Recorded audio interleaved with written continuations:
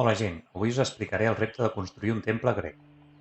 Crearem un temple perípter, és a dir, amb una columnata exterior, amb una cel·la, pronaus i opistodome. Els vostres temples poden ser tetràstil, de 4 columnes, hexàstil, de 6 columnes, octàstil, de 8 columnes. L'ordre de les columnes poden ser dòric o jònic. El material utilitzat serà cartró de diferent mida i gruix, paper per les parts dibuixables com el frontó o el fris. També podem fer servir plàstics o fustes, com per exemple les columnes, i enganxarem amb silicona. Per començar necessitem fer el plànol.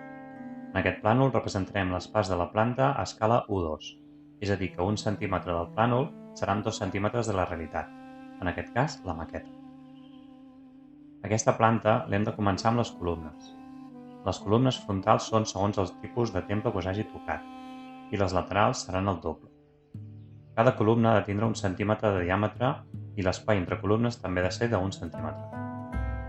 Un cop tenim la columnata, podem fer l'estilovat, que són els graons del temple, són de mig centímetre i al final té un espai de 1 centímetre entre l'inici i les columnes. Per tant, són 2 graons i la base del temple. L'edifici interior, separat de les columnes entre 1 centímetre o 2, ha de tindre cel·la, pronaus, aquesta amb 2 columnes, i l'opostodomos sense tancar. Un cop tenim el plànol fet, ja podem construir. Necessitem la base inferior. Caldrà tallar un tros de cartró de les seves dimensions. Recordeu-vos de l'escala U2, per tant sempre el doble del que surti al plànol. En aquesta mateixa base inferior tallarem la part de la base superior del temple i en un altre cartró la graó mig. Ja podem enganxar les tres peces.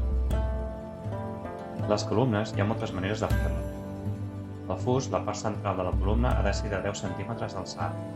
Podem buscar tubs de plàstic o de fusta de 2 centímetres de diàmetre, o enrotllar cartró prim i enganxar-lo. Un paper ideal és el que té els paquets de les galetes, o també paper ondulat. La base i els capitells els farem en cartró. L'edifici interior el farem en cartró unint les parets amb cola o fent incisions per encaixar-les. Sobretot l'alçada de les columnes i de l'edifici interior ha de ser el mateix. Ens caldrà una altra base de cartró per situar a sobre de les columnes i de l'edifici interior, suficientment gruixut per fer-lo servir d'arquitrau. Aquí sobre enganxarem el fris d'1 centímetre dibuixat d'alçada, o deixarem una mica més per poder enganxar-hi el frontó. El fris ha de ser d'1 centímetre d'alçada i la longitud igual a la base superior del temple i arquitrau. El frontó també ha de tindre la mateixa longitud que l'arquitrau, i d'alçada acostumen a ser una cinquena part de la longitud. Per exemple, un frontó que sigui de 20 centímetres de longitud, la seva alçada serà de 20 dividit entre 5 igual a 4 centímetres. Finalment enganxarem una taulada a 2 aigües i ja tindrem el temple fet.